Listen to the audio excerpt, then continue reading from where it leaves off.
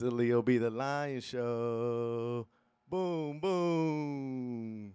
Gonna tell you what you need to know. Boom, boom. Now here comes your boy Leo. Hey everybody, welcome to the Leo be the Lion Show. It's your boy Leo be the Lion coming at you live from West Palm Beach, Florida via subcultureradio.com. And we record live here every Monday from 5 to 6 at Respectable Street on downtown Clematis. And I'm happy to bring it to you. We got a jam-packed show for you today. But first, my name is Leo B. the Lion, and you can follow me at Twitter and IG at Leo B. the Lion Show. And you can also look for me on Facebook, and I have my YouTube channel called Leo B. the Lion. And if you go on there, that's where my videos will be recorded and uploaded later.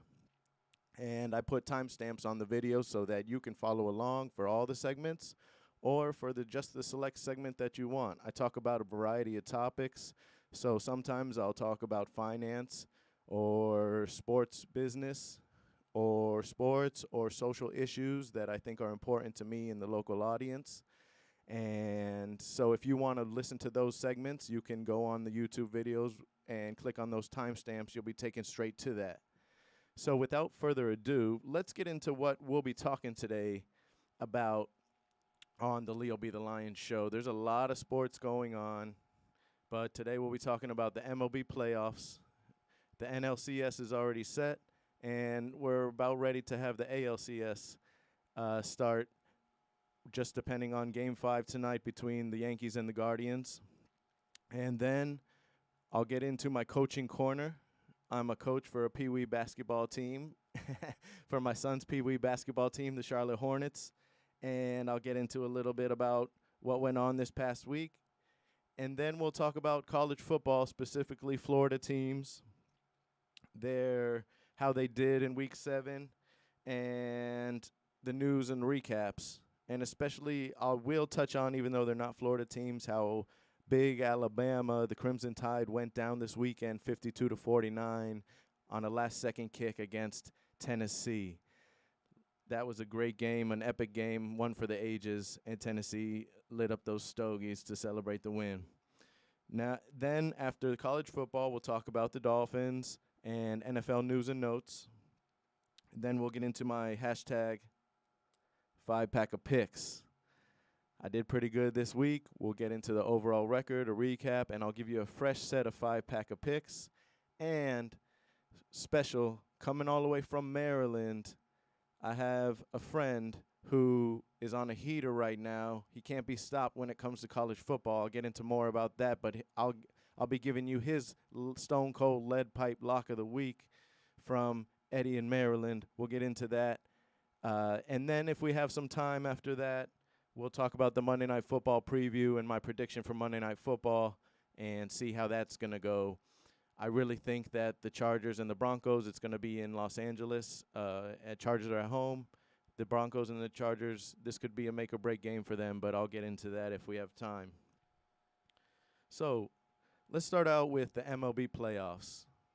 The MLB Playoffs are going on right now, and it almost feels like a little blast from the past.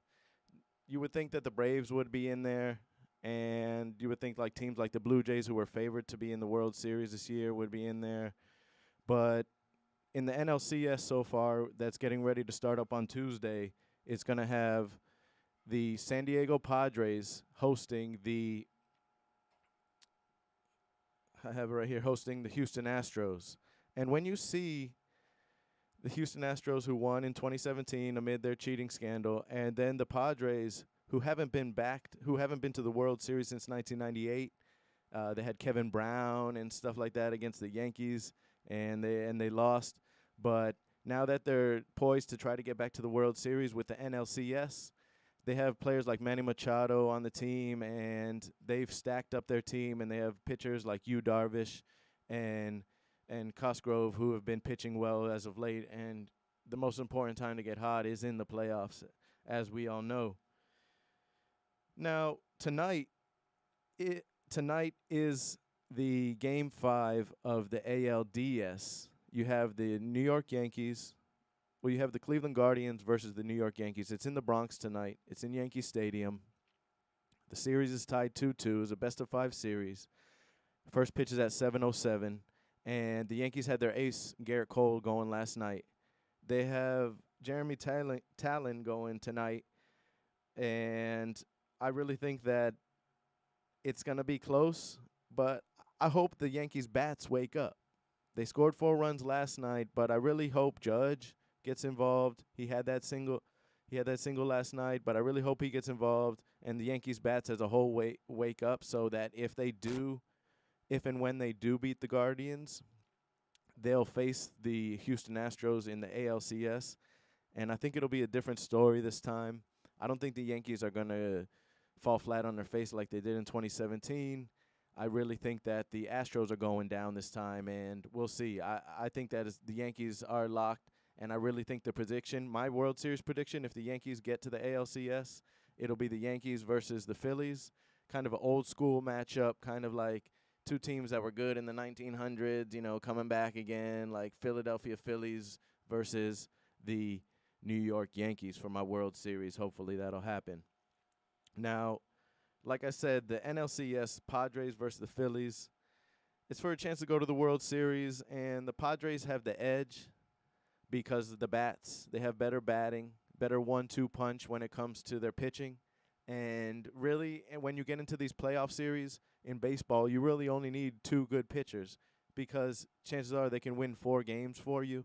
So if you have those 2 pitchers that'll win the 4 games, you're good in a best-of-7. So I hope the Phillies win, but I'm kind of resigned to the fact that the Padres may have the better team. So game 1's tomorrow night, 10:18 in San Diego. We'll see what happens. Like I said, I hope the Yankees and Phillies have the matchup, but the way that things have been going lately in sports, it's been the opposite of what I've thought. And so it's probably going to be Padres.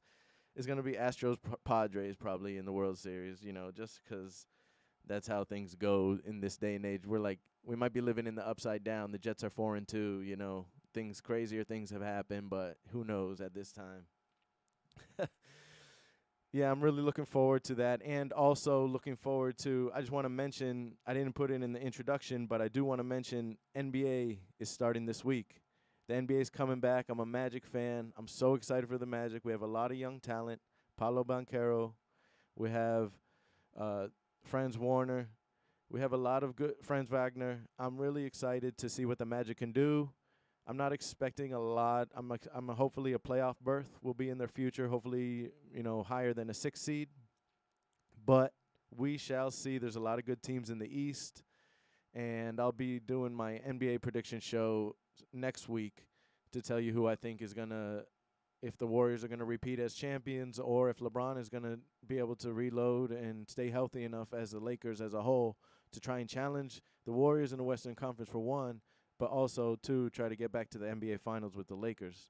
That's what he's playing for, and that's what each year he's repping for. So year 20, he's ready to roll. He's probably in some of the best shape of his life, as best as he can be for being 30, 37 going into the new season. And so we'll see. We'll see what LeBron has in store. We'll see what the Lakers have in store. But go Magic. I'm always go Magic for life. But now let's get into the coaching corner. This is a little segment that I'm going to be having, as long as the league goes on for a few more weeks. I coach my son's Pee Wee basketball team, and we're the Charlotte Hornets, and it's really fun because basically for the hour we do 30 minutes of warming up, doing drills, and I get to see where the kids are at skill-wise, and then we're able to then play a game for the next 30 minutes or so. And I'm happy to coach these little kids because they're like 5 and 6 year olds, 4, 5 and 6 year olds, and they are really so enthusiastic that I can't help but be enthusiastic for these kids.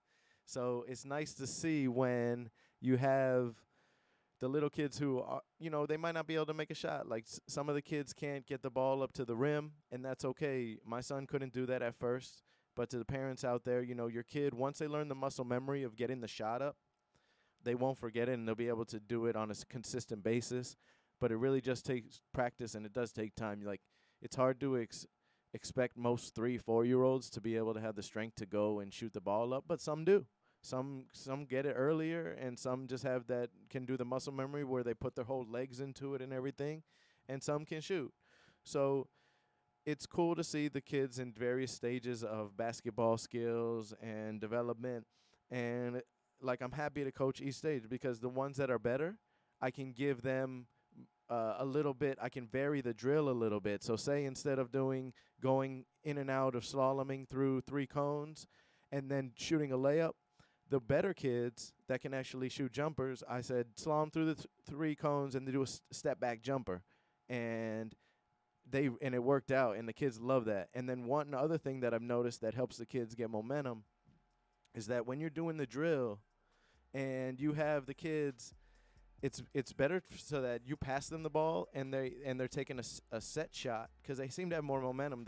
The shots were going in more often, and it was about having a little bit more momentum towards the basket, instead of them dribbling and then stopping all their momentum, standing still, and then shooting. So it's kind of just something I wanted to throw out there. But the two qualities I think for these little 4, 5, 6-year-old kids that they need to see in a coach is that you need to be able to listen to them, and then you need to have the enthusiasm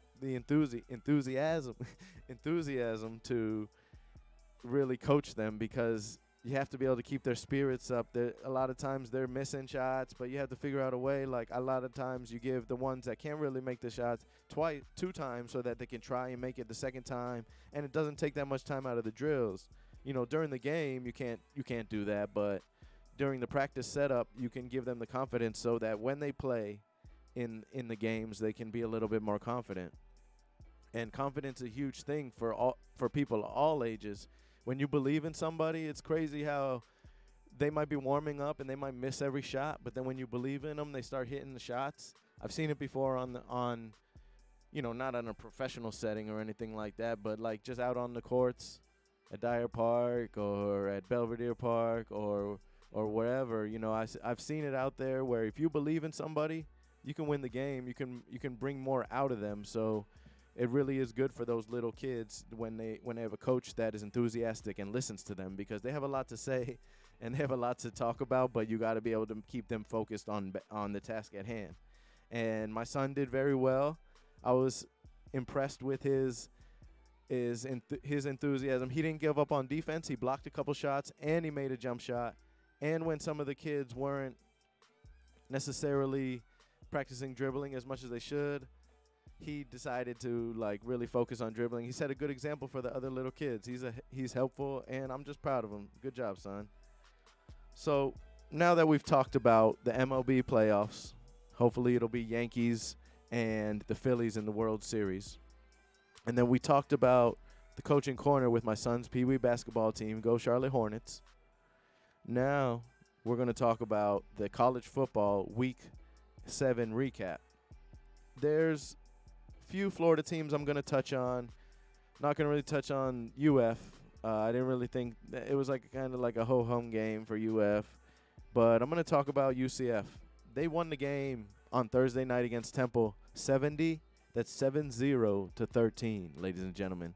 And hashtag Space U, everybody. That was when they wore their space uniforms, and they were the Citronauts for the night. That's UCF little trivia. Their first mascot was a Citronaut.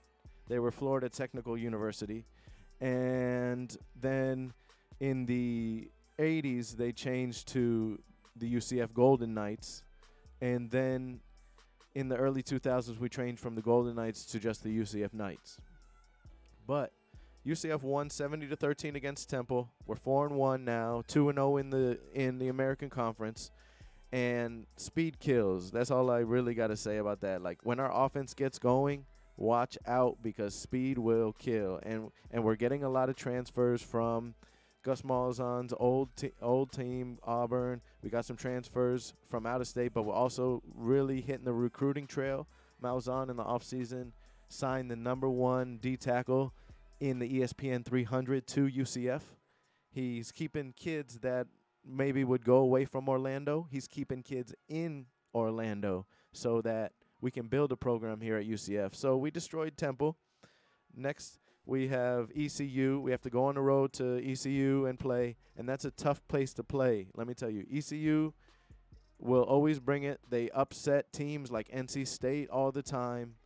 They will bring it, especially when it comes to playing in ECU. So you got to be careful with that, Knights. Now let's go to FSU. FSU lost to Clemson 34-28, but the game wasn't really as close as it made it look like. But FSU fell to 4-3 on the year behind the running of Will Shipley and Clemson. Will Shipley, he kind of destroyed FSU, and he got over 140 yards and a couple touchdowns. And it just proved that, FSU still has a ways to go. Come on, Seminoles. I really hope for you guys to really finish the year strong. But at the same time, Clemson is still the class of the ACC. Like, the ACC teams, Wake Forest, they lost to Clemson. But it just shows that Clemson, right now, Syracuse is undefeated. We'll get into that.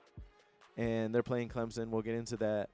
But I believe the only two undefeated teams left in the ACC are Clemson and Syracuse. And they play this weekend. And Clemson is the class of the ACC. So we shall see when it comes to Clemson if they can be upset by Syracuse or if they're just going to be, roll, and then make the playoffs and see how they compete against, like I said, any ACC team, when they run the table or they maybe lose one game and they get to the playoffs, they're not like the Pac-12 where they might get blown out, or the Big 12 where they might get blown out, or even sometimes the Big 10. Most of the time, ACC players ACC teams really stand out when they're the class, and they can compete with anybody in the SEC, in my opinion.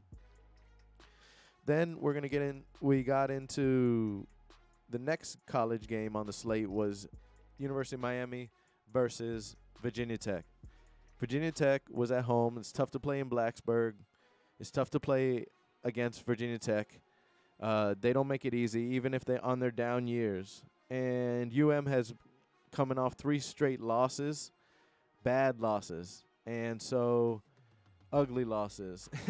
And so before that, they were 3-0 or 2-0 riding high, but they came off 3 straight losses, and they got back on track though. They jumped out to an early lead, and then they held on late against Virginia Tech, and the Hurricanes were able to beat Virginia Tech 20-14. Like I said, it moved them to 3-3, but their offense just hasn't clicked. You thought with Tyler Van Dyke coming in this year that the UM's offense was going to be their strength. Like, they were going to be able to just beat the brakes off teams and score you out of the building and have fiestas on teams. But they didn't. They haven't been. And so that's the really surprising part. They haven't been covering a lot if they're the favorite. And so they're 3-3, and they're at a crossroads. What are they going to do this season? Will they be able to even win 6 games to even be bowl eligible? Perhaps. I really think they can. I believe they're playing Duke this week. Let's see. They're the favorites in the game, and I believe 11-point favorites against Duke. And I don't think they'll cover that, but I think that the Hurricanes will still beat Duke.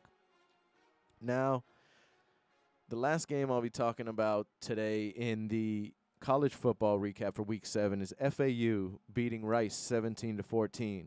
That moved FAU to 3-4. It's been kind of a disappointing season, to say the least, for FAU. They've lost some games where they've been right in it. Second quarter, they come out in the second half, and then they end up letting 21 straight points get on the board, or they end up getting blown out of the building in the second half. And it's kind of disappointing because they have to get bowl eligible. They have to win 3 more games to get back into bowl eligibility. And I think FAU's underachieving. Willie Taggart is having the team underachieve. They can run the ball with McCammon, but I thought N'Kosi Perry was going to be better, and I thought that the Owls were going to have a better season than they did, or than they are so far. It's halfway through the season, and they're not really doing so hot. So now, after talking about college football week 7, we're gonna move it to the main event of the weekend, which was the NFL slate.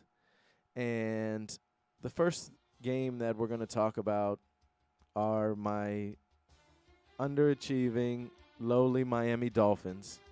The reason why I say underachieving is because I'll get into it. For the third straight game, we lost a starter. Our starting quarterback went out early in the game and was unable to come back in the game, and we had to have our backup play.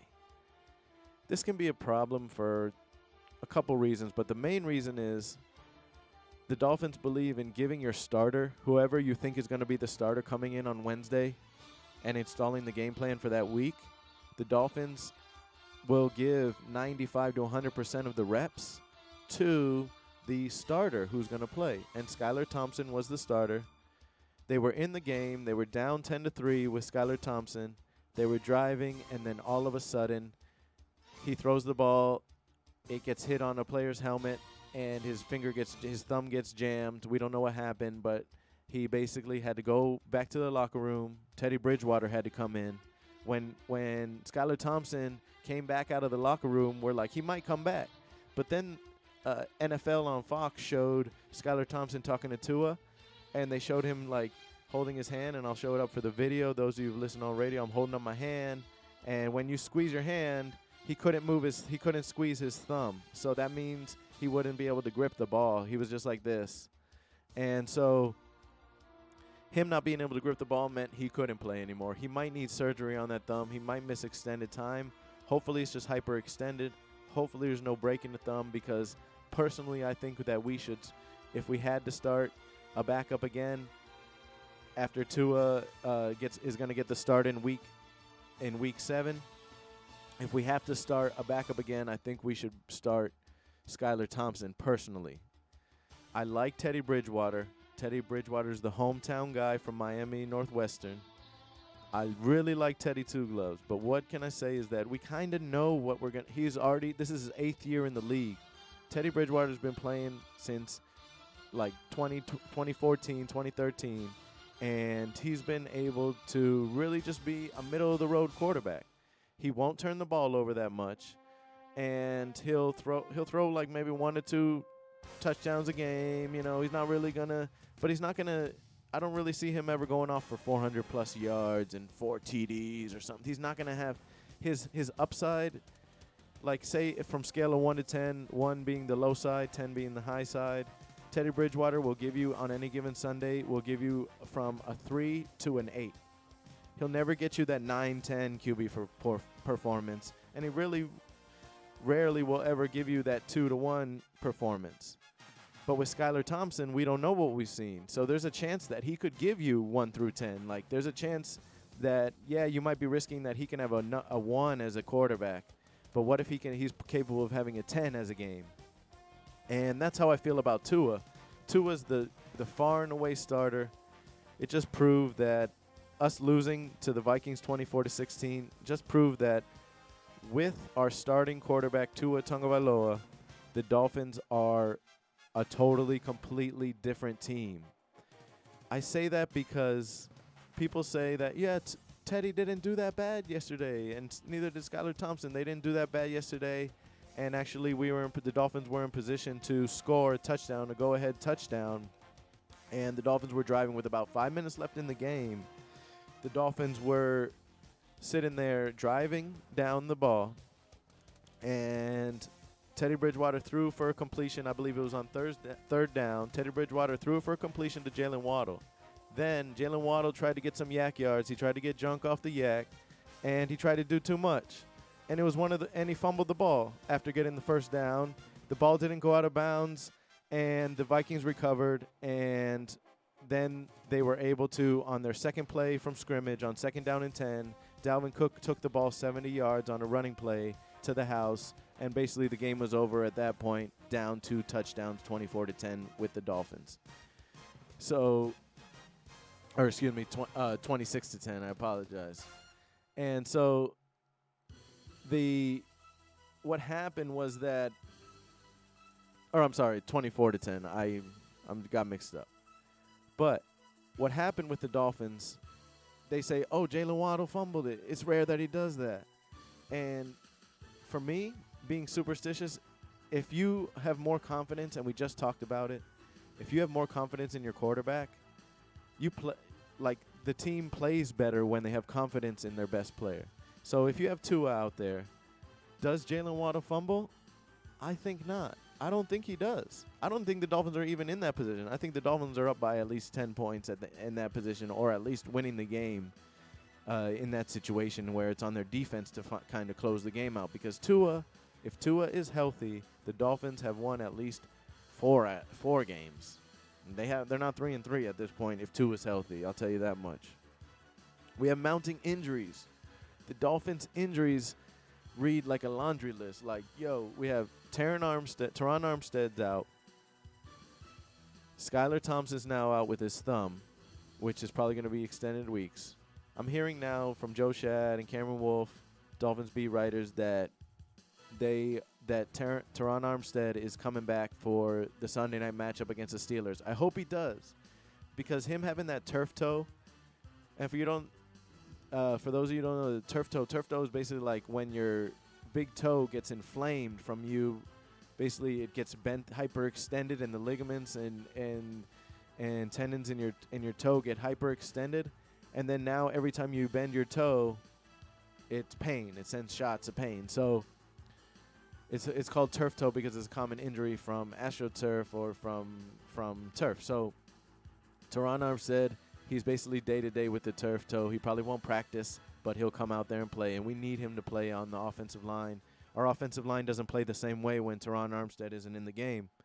Then Skylar Thompson, as the emergency backup, chances are he'll be out for multiple weeks. He might need surgery on his thumb. I don't want to make speculation, but the way that he was looking, where he couldn't even bend his thumb inwards to grip on anything, it looked to me that was a serious kind of injury. So we'll find out about him. Nick Needham, one of our best corners, Nick Needham, one of our top 3 corners. We need him in the game, but unfortunately he'll be out for the season now with an Achilles injury. He blew his Achilles out making a tackle, and in the third quarter, I believe, and he was writhing in pain on the floor. And I was hoping it was just he twisted his ankle really bad. But then when they reported that it was an Achilles injury, I just had a sigh, because I just told myself, oh, man, Achilles, he's done for the year, and he is. And then, speaking of another Achilles, we have Byron Jones. Byron Jones, I'm hearing rumors now and through the grapevine that he might be out the entire 2022-2023 season. And for me, that's severely disappointing. He went in to have surgery on his Achilles, not for an Achilles tear, but to clean up some of the tendon where they said it had come off, or certain way that the tendon didn't heal properly, and there was some debris, some scar tissue that they were trying to clean up on his Achilles. Unfortunately, from the doctor and from other sources that on Twitter and the Dolphins beat writers, there's reports that Byron Jones might have experienced some atrophy. So basically, muscle atrophy is when your muscle shrivels up because you don't use it anymore, and it basically shrinks and shrivels to where it's basically a shell of its former self and basically unusable. And so the rumor and the news basically is that Byron Jones, if he is suffering from calf muscle atrophy because of his Achilles, and when you get your Achilles surgery, you can't walk on your Achilles, obviously. So if you can't walk on your leg, you can't use your calf muscle. So, and your Achilles tendon is attached to your calf muscle. So the neck bone's connected to the shoulder bone. But anyway, what I'm trying to say is, if there's reports are true that he has muscle atrophy, they had a doctor on the Ken LaVicka show on ESPN West Palm. Shout out to them. I listened to them on my lunch break from 12 to 2. On Ken LaVicka's show, they had a doctor saying that chances are if there's muscle atrophy, there's a 50 to 60% chance that he will actually play again at all. But once he plays again, there's about a 90% chance that he can continue his career. So chances are that made me very nervous about Byron Jones' future in the NFL, because if there's only a 50%, 60% chance that he won't be able to play again, that's scary to think about how, for his career that he might – what if he had to retire because of this injury? That would be very unfortunate and unlucky and unfortunate for Byron Jones. So I hope not. And for the Dolphins' sake, to lose their second-best corner, to lose their tandem of corners who really are gel well together and they play well off each other on both sides, and Byron Jones and Xavier Howard, to lose one of those two will be a really tough blow to the Dolphins' playoff prospects into their season. Now, going forward, the Dolphins need to make a commitment to run the ball. I was texting back and forth with my Dolphins fan friend, and he was talking about we need to run the ball, and I could not agree more. We need to make a commitment to running the ball. Mike McDaniel, we got you here. We brought you in as head coach, Mike McDaniel. I'm talking to you. I know you listen. I know you watch my show all the time on YouTube. I appreciate it, Mike McDaniel. And if you want to be like Mike McDaniel, you can watch my show on Leo Be the Lion on YouTube. So please like, subscribe, and share my video. Or follow me on Twitter and IG at Leo Be the Lion Show. And we can debate the topics and debate what I'm talking about today and on any show. And then we got to be able to make a commitment to run the ball. And then we need to get the ball out of the QB's hands faster.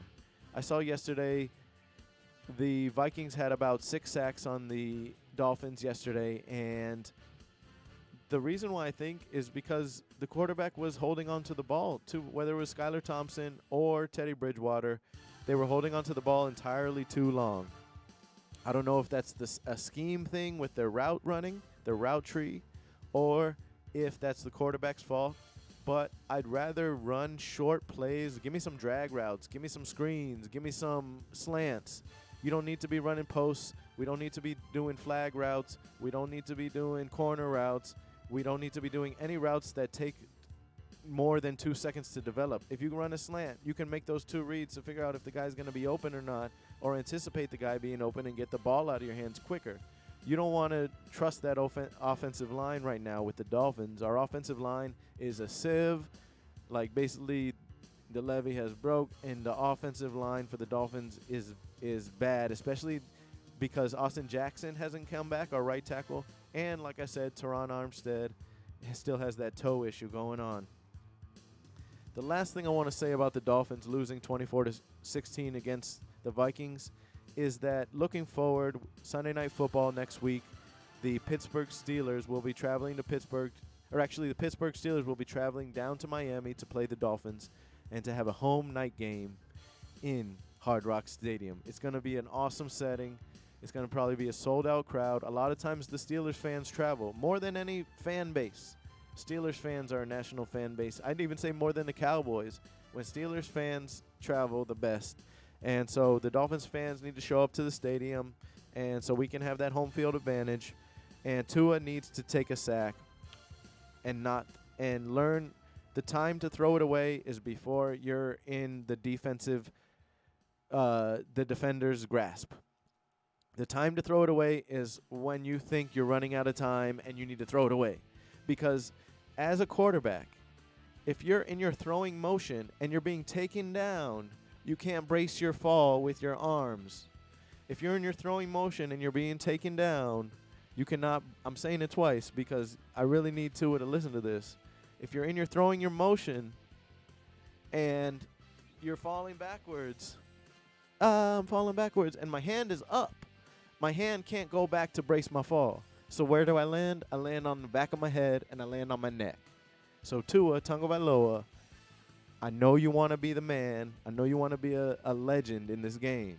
You can be a Dolphins legend by being healthy because your play will do the talking, and 2, by staying healthy and learning how to take the sack and falling correctly. I pray that, like, Tom Brady knows when not to force it. Peyton Manning the good ones know when not to force it, and the good ones know when to throw it away before they get touched. Trust me, throw it away a little bit early. If you get hit, that's a flag. We'll take it.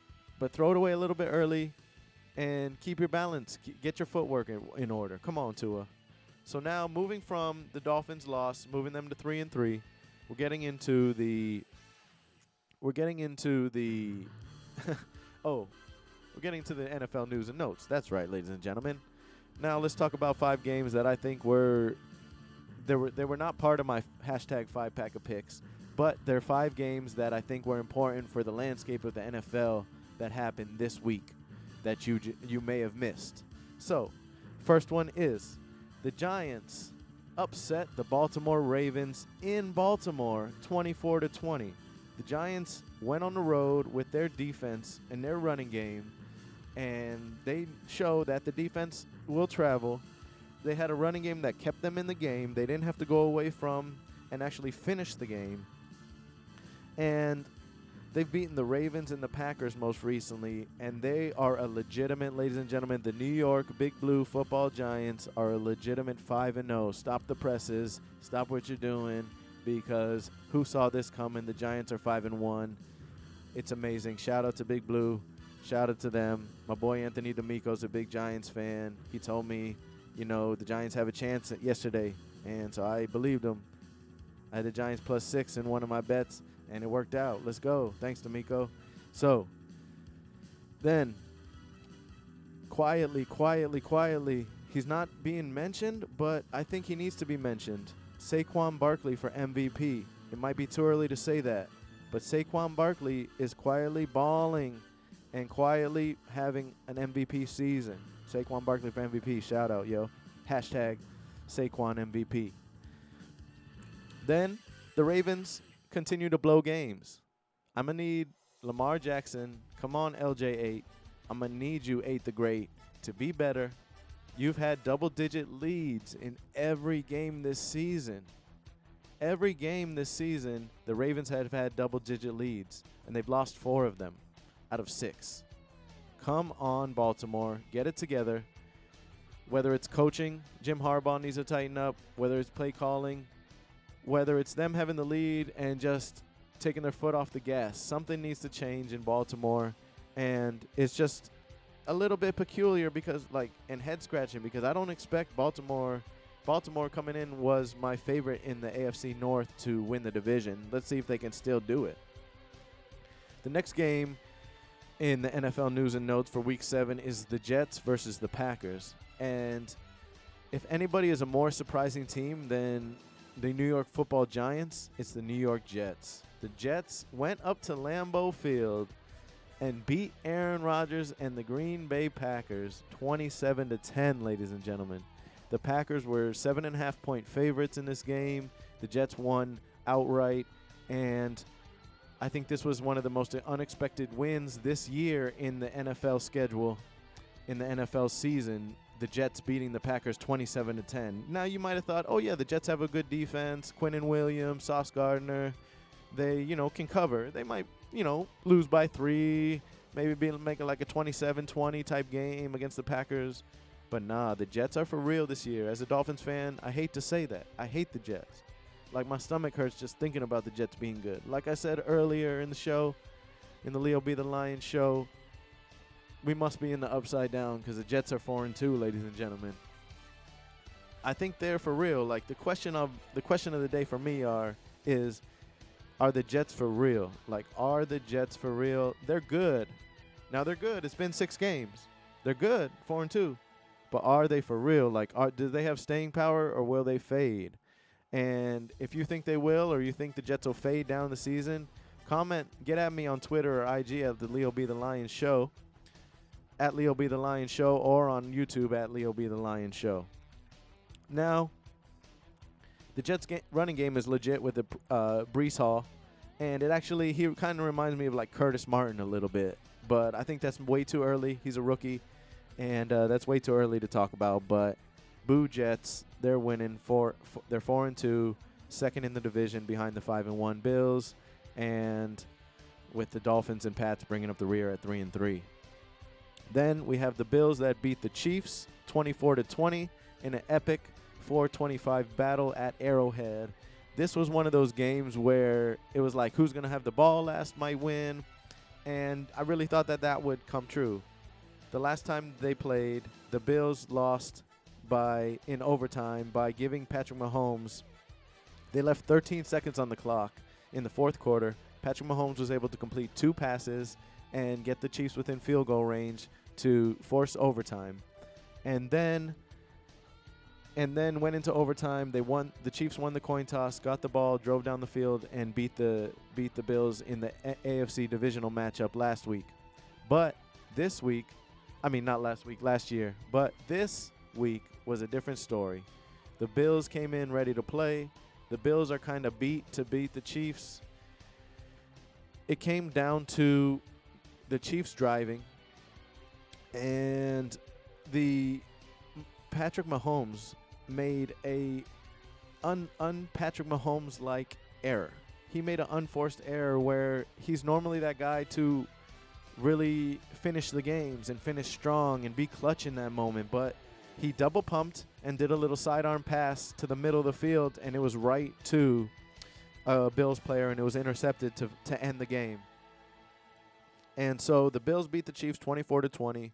Bills are the top seed right now are top in the AFC East per my prediction. I believe Bills are going to be 13-3 or 13-4, on the season. But right now they're 5-1, so they're really off to a hot start. They're far and away the AFC Super Bowl representative prediction, and the Chiefs miss Tyreek Hill. I mean, let's be real. The Chiefs don't have anyone to take the top off the defense. They don't have that same dynamicism. They don't really have that same dynamic playmaking that the Chiefs did last year with Tyreek Hill. It was nice to have Tyreek Hill over the top. Yeah, they have Juju Schuster. They have Marcus Valdez-Scantling. And, of course, they have Tyreek Hill, the best tight end who maybe has ever lived. But they do miss that speed on the outside, speed underneath, speed all over the field in Tyreek Hill. Let's just be honest with that. Then we're going to get to the next game, which is the Colts beating the Jags 34. The Colts juked the Jags, basically, 34-27. The Jags got out to a lead at first, and with both running backs out for the Colts, Nyheim Hines and Jonathan Taylor, they found a way to win through the air, basically. Matt Ryan got towards the end of the game, got a long pass to their receivers, and the Colts won the game 34-27. Colts looked decent after struggling early in the year, getting shut out and then getting tie-in against the Texans. And the Jags are 2-4 after being 2-0 and shutting out the Colts earlier in the year 24-0. That's really crazy to think, and how I have to remember for next season. The first 4 games, like I've mentioned for the Pats, are the glorified preseason now, so we don't really know how the teams are going to be until after those first 4 games of the regular season. Then let's talk about the 5th game in the NFL news and notes, and that is the Rams versus the Panthers. This one I thought was a good game to talk about because last week the Rams lost 22-10 against the Cowboys, and there was more questions than answers for the Rams. We knew that their defense was straight. You know, the defense would bounce back with Jalen Ramsey and Aaron Donald, but their question was the receivers. Their question was Matt Stafford. Could he really still do it? Is he having trouble with his elbow? Is he worried about something going on? They're underachieving. They don't have much of a running game. Well, they bounced back against the Panthers. The Panthers, at one point, I believe, were up 10-0, and then they got shut out for the rest of the game. Like I said, the Rams roll again. They lost to the Cowboys, and they bounced back to roll against the Panthers. And, ladies and gentlemen, after firing their coach, and it wasn't the coach's fault, Matt Rule, but the Panthers might be the worst team in the league. They just traded Robbie Anderson today to the Cardinals because Robbie Anderson basically got benched yesterday because he was disagreeing and arguing with the coaches. and he got traded today to the Cardinals for I don't know the terms of the deal, but I know he just got traded. The Rams are still in the hunt, and the Rams have a great defense, but I'm worried about the Rams' running game. They don't really have that good of a running game to speak of. So they do have Darrell Henderson, but he needs that 1-2 punch, and they don't really have that kind of second guy that can really come out and give the Rams a good running game and really good offense. They had Andrew Whitworth last year, who was a good offensive lineman. He retired. They don't have him, so the defending champs are kind of on the ropes. But I still believe they're one of my favorites in the NFC to make the playoffs and in the NFC West to get it done. Let's see what the Los Angeles Rams can do for the rest of the season. Now, after talking about these NFL news and notes in Week 7, I made 5 picks. Hashtag 5-pack of picks. It's Leo B. the Lion, soon to be world famous. Hashtag 5-pack of picks. That's right, ladies and gentlemen. My record coming into the week was 16-2. That's right. Right on the number 500. Basically, we're starting over again, guys. So let's see what we can do. So here are my recap of the 5-pack of picks. Hashtag 5-pack of picks. Follow me, Leo B the Lion Show on Twitter and IG, or on YouTube at Leo B the Lion. Let's go. So I had Penn State +7 against Michigan, and as we know, Michigan covered. And so that was a loss right there. My mistake was that Michigan is for real. They reloaded. They finally have a good, solid running game with Blake Corum, who has over 700 yards and 11 TDs on the season, and more now because that was before last week. Before they drubbed Penn State. And Michigan's for real, and they have some speed. They can compete. They knew they needed to be able to compete with Ohio State and the real blue bloods of college football. And for Michigan to be back, they had to get running game, and they had to get faster. The next game I had on my hashtag 5-pack of picks was my second college football pick, and that was Syracuse laying 4 against NC State. I knew that NC State's backup quarterback, it was trash. He really didn't show me anything when he had to come in the game against Florida State. And so I knew that Syracuse had a good chance with Dino Babers being the head coach and Schrader being the good quarterback, and they actually have Oronde Gadsden's son as a receiver.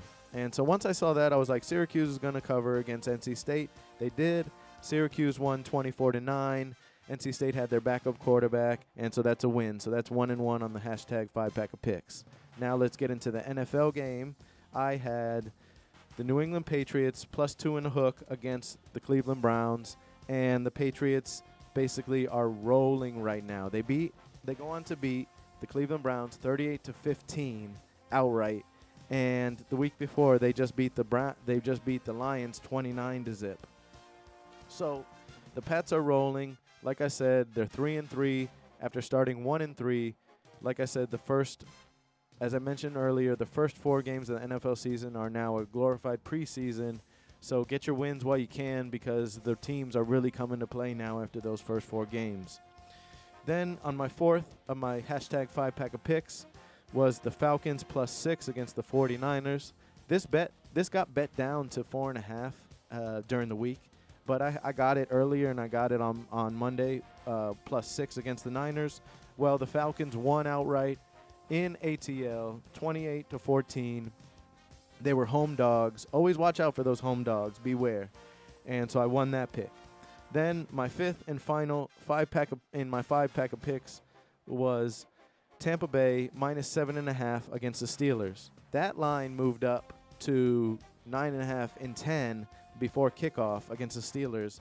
And this was the upset of the day yesterday besides the Jets and the Packers.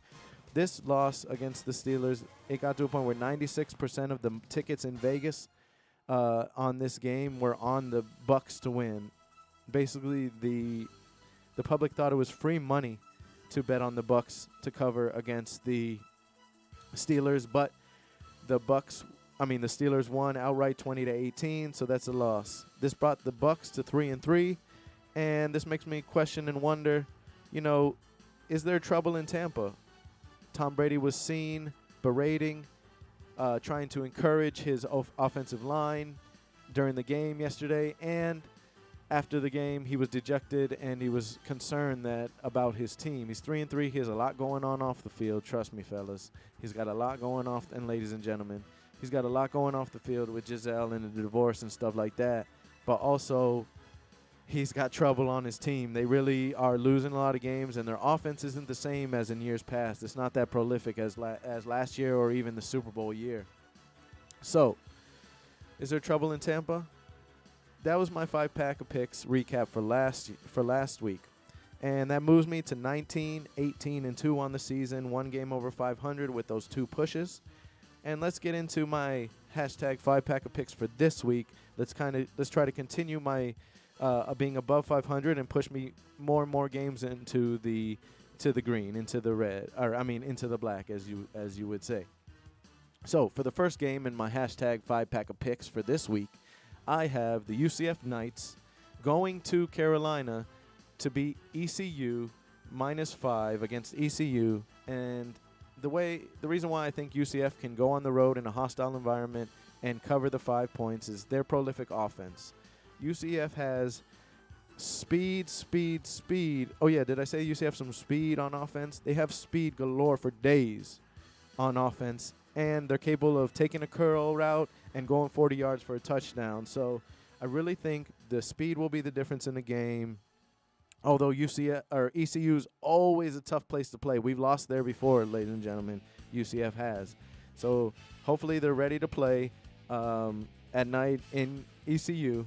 And we'll have to limit the turnovers and limit the 3-and-outs. When UCF's offense has a chance to stay on the field and keep the UCF's defense off the field, then they really can run that no-huddle offense and really tire out the opposing defense. And we have to stick to the run game because I don't fully trust John Rice Plumlee just yet. He threw some great passes. He's been playing. He's in great shape. He's been playing. His form is really good. But, just when you think he's turned the corner, he might fall flat on his face on the road. So John Rice Plumlee and the UCF offense, stick to that running game and then sprinkle in the pass here and there, and you'll be successful. So I have UCF -5 against ECU on the road. Then my second pick in my 5-pack of picks is the game number 8 TCU at home against Kansas State number 17. I have TCU laying 3.5 points against Kansas State Wildcats. The Horned Frogs are explosive. They have Duggan, who's their quarterback. He's basically like a tight end at quarterback. He's like Josh Allen size, but he can run as fast as Josh Allen, and he has a good passing, good arm. So I really think that Duggan being a big dual threat quarterback and Sonny Dykes reviving TCU as a program and the home field advantage, Kansas State might fold early. If this were in Kansas, if this were in Manhattan, Kansas, in Kansas State, I would take Kansas State to win this game because Kansas State is a hard place to play for Big 12 teams for some reason. You go on the road to play in Manhattan, Kansas, a lot of teams don't make it out of there with a W.